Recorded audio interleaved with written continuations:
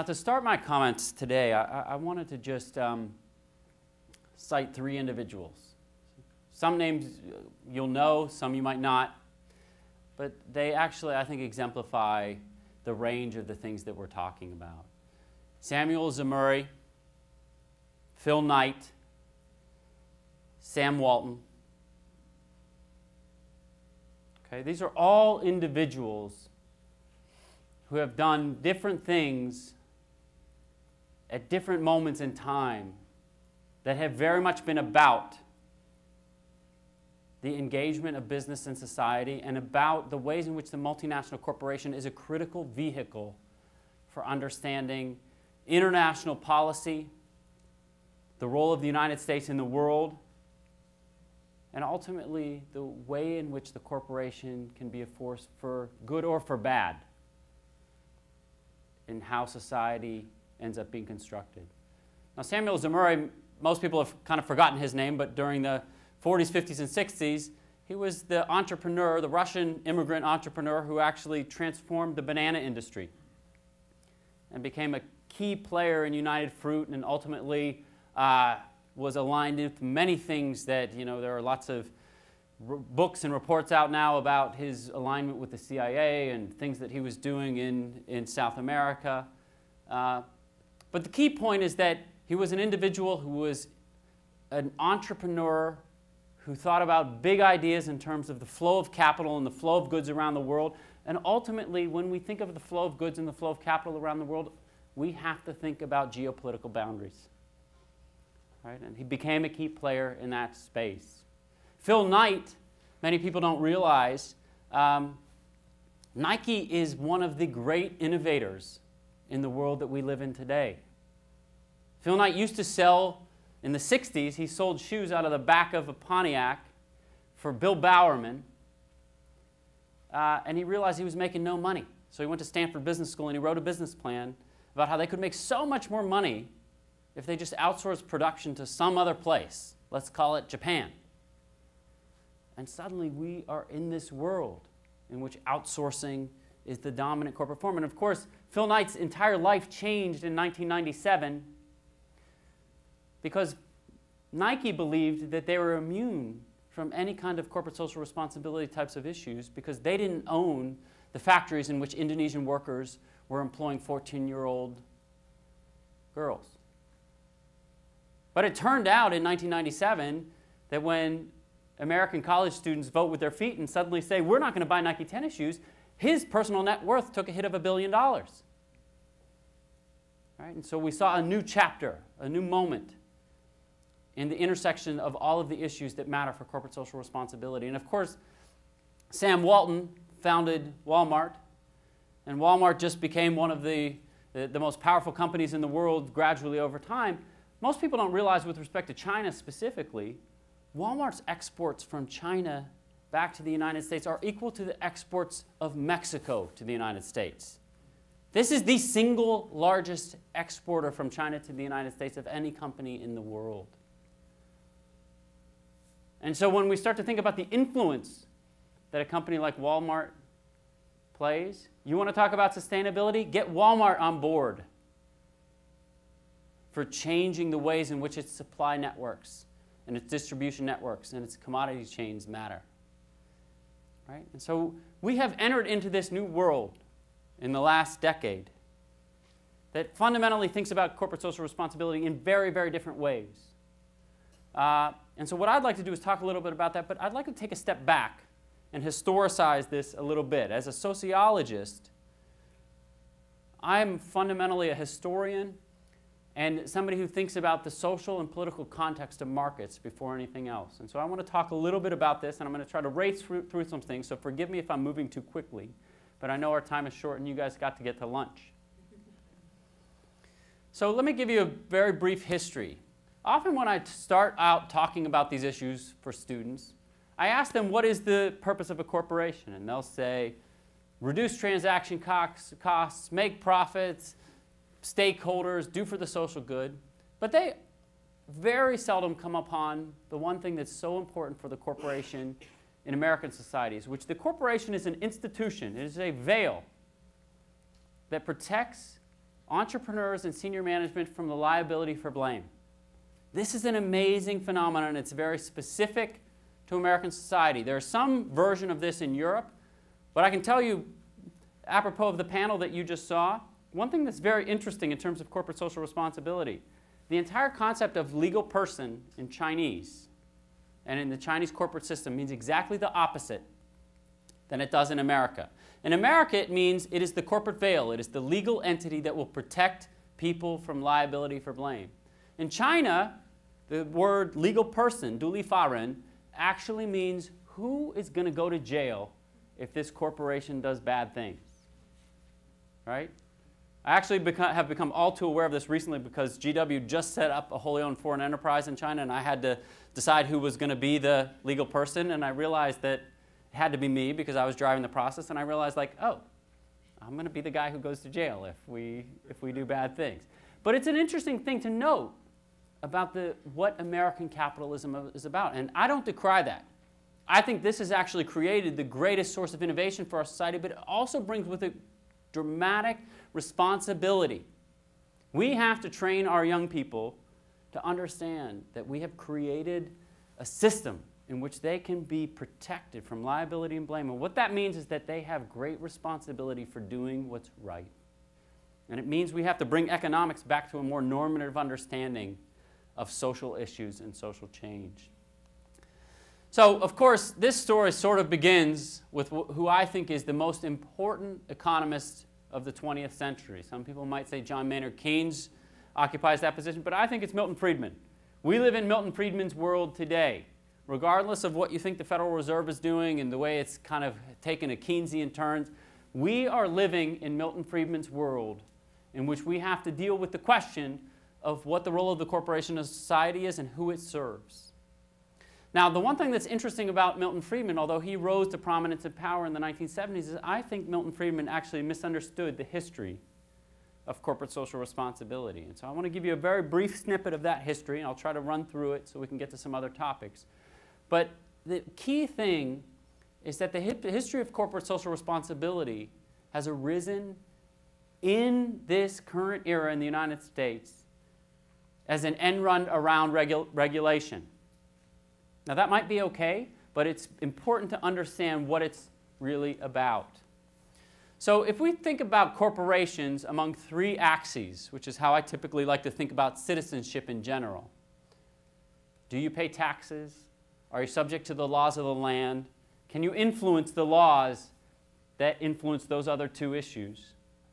It's an amazing thing today because corporations in our society are much more valued and favored citizens than individuals are today. And that wasn't how it was meant to be when the founders of this country wrote the Constitution. It's been a subtle process by which that's occurred, but it's been one that actually has dramatically come true today. And it's actually one that, given the current Supreme Court, we are moving more and more aggressively in that direction. And therefore, we need to think more aggressively about the social responsibility of corporations. Because if we're not going to have the regulation for it, we need to think about it in normative terms. So let me give you a couple of key examples. It used to be the case that corporate contribution to the state pretty much tracked with individual contributions. Right? And that was pretty much true till about 1946, the middle of the country post-World War II. But you can see that over the course of time, the corporate contributions to the GDP have declined dramatically. Now, some would argue that there's good reason for that. Because if you provide more resources, tax corporations less, provide more resources, greater incentives for corporations to innovate and change and invest. And we hope that that's true. It's not always true, but we hope it's true. It's certainly not true with hedge funds, for example, where most funds are moved offshore, but it is maybe true with corporations. We don't have very good laws in terms of the repatriation of profits, but it might be true for removing tax burdens for corporations creates greater investment. Right? So we often hear this thing like the U.S. is a very onerous place in terms of corporate taxes because of there's the 35% tax rate. It's actually not true empirically. Empirically, there's so many loopholes for corporations that it just doesn't play out that way. Okay? So the interesting thing is how corporations have created this new kind of regime. Now, we might also ask the question of whether or not corporations are subject to liability and blame. And we know that there have been many cases in which corporations, the corporate veil protects individuals. And of course, when corporations are fined for malfeasance or for practices that extend beyond the standard economic practices, those fines are usually passed on to consumers. So it's a very, very special position that corporations operate. Since the founding of OSHA in 1970, the Office of Health and Safety Administration, about 200,000 people have died because of worker-related injuries that were regarded by the courts as negligence from management. 11 people have been tried, 6 people have done jail time. That's amazing, right? That's an amazing statistic, and it's an amazing kind of protection that comes in this case. We know the famous cases that we've heard about, the Ford and Pinto and all of these things but again, the main thing is that corporations are special citizens, and therefore we have to think about them in very special relationships with respect to how their responsibilities to society play out. Now, the interesting thing about this is I think Milton Friedman got the history fundamentally wrong. Milton Friedman basically argued that there are all of these social interests, these advocacy groups, who position themselves to argue that corporations should contribute to society more. But the reality is that if you read the history closely, the history of the corporation is a very interesting one in American society. As I mentioned, it was originally the case that corporations were specifically written out of the Constitution. There was a very clear, and you can track the record on this, it's a very clearly defined decision by the writers of the Constitution to say that corporations should not be written into this because this country is a country that's written on individual citizens' rights. So what do we do with corporations? Well, we'll leave it to states to figure that out. And frankly, corporations aren't even people, so it doesn't really matter. Now, there was an interesting case in 1819. Didn't even have to do with a corporation per se. It had to do with Dartmouth College, in which the governor, the board of governors in the state, wanted to take over the college, and the courts ruled that actually this is a legal person. You can't do that. This person has rights. And then there were a number of other things that happened over the course of the next decades. In 1890, the state of New Jersey realized that if we start tweaking the economic laws, we can start attracting corporations which have an immense amount of economic power to come into our borders. And thus began the so-called race to the bottom. And then, of course, the Great Depression happens in 1929, 1932. We see the passage of 34, we see the passage of the Wagner Act. And when the Wagner Act was passed, the Wagner Act created a tremendous amount of curtailing of corporate power. And then there was a battle that ensued for the next 14 years until the Taft-Hartley Amendment, which brought in the notion of states' rights. The right to work was the most fundamental thing that corporations ever won in this country. And my main point about all of this is that there has been a dialogue, a dynamic that has been pushing away, moving away from regulation and moving away from the control or the power of labor. Now, it might sound on all of this that I stand far on the left side of the spectrum. It's actually not true. I'm a rabid capitalist. I believe in globalization. I believe in free trade. I believe in the ideas that will build economies dramatically. But I also believe that we need historical context to understand how corporations have gained so much power and how then to force the idea back on them that social responsibility is an important part of their agenda. And it can't just be an economic calculus that they think about. It has to be something more. It has to be something that actually pays for all of the benefits that they get. And I believe in that very clearly. Now, I've noticed that my time is actually ticking down very quickly, and there are a couple things that I would like to just mention that I think are related to what you're doing, so I'm going to skip through a couple of things. There's a whole bunch of stuff on community engagement that I think is very important for corporations. But what I'd like to do is just mention a couple of things about China, because that was part of the recent panel, and I know that you guys are also going to be talking about energy. There's an interesting situation going on in this country as well that has to do with where we are on the issue of corporate social responsibility, energy, the role of government, how we think about labor and human rights. And the key thing for me is we need to think deeply about not the government versus corporations, but how relationships amongst these entities work.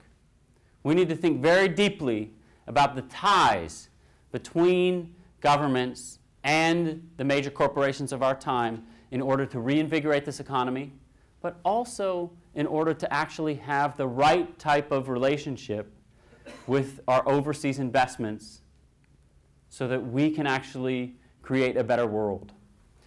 We talk about doing big things in this country. We talk about putting solar panels on the top of the White House, or talk about giving tax credits to companies in the solar field. But what does it actually mean? Are we actually taking on the big debate about these issues? Because it's still the case that places around the world, China in particular, for example, are speeding ahead of us in this space. And why is that true? Why is that true? I think it's true because we spend our time filing a lot of court cases instead of thinking about the alliance between corporations and government and thinking about issues like investment, labor and human rights, and social responsibility. We think about advertising some of our low-end retail brands instead of thinking about propping up our highest-end innovative brands in industries that really matter. I was recently having lunch with a friend of mine named Chad Holliday, who's now the chairman of Bank of America, but before that he was the chairman and CEO of DuPont. We were talking about this kind of issue, and I was giving him my pitch about why it is that we're losing in renewable energy and why it is that the social responsibility piece of business seems to be getting lost when it has to do with the support of American workers and American industry. And he told me a story that was his story about the last photovoltaic array plant deal that he did when he was at DuPont. And he said, I just couldn't do it. America wasn't there. I wanted desperately to build a plant in America, but they weren't there. And I got into a bidding war with Singapore and Guangdong, and ultimately we built our plant in Guangzhou and built the research facility in Hong Kong. But the United States was absent. They thought tax credits would solve the deal, and it just wasn't close. And so there are a couple of pieces of that. One is just the absence of the relationship between government and industry and a lack of industrial policy. But another is the close coordination about when you are a firm going abroad, what are you going to do? Who are you going to employ? How are your issues around labor and international human rights going to matter? And you just hear this kind of thing time and time again when you're close to people in industry. And so what I would exhort you all to do as you're thinking about these kinds of issues is just remember how important this intersection and a healthy relationship between industry and government is. The State Department is such a critical player in all of this, but I think in industry we typically think of these in American society as being government over here and an industry over here. And the reality is that the synergistic relationship between the two is, I just think, crucial. I think that we are going to change the world because we are a powerful government and we have a powerful economic system that could decline. We're not in a perfect situation right now. We kind of have our heads in the sand on these, but let's just say we're as powerful as we've been for many years. That kind of relationship, I think, is the one that's going to be the healthiest. Not the kind of relationship that evolved over the course of the 20th century. The kind of relationship that is a very close partnership between industry and government is the only way that we're ultimately going to have the right kind of outcomes that we want in the world. So I know that you guys are hasty to get to lunch and you have a packed agenda. So I'm going to stop right here, but I just want to say thank you again for having me, and thank you again for listening to these important issues.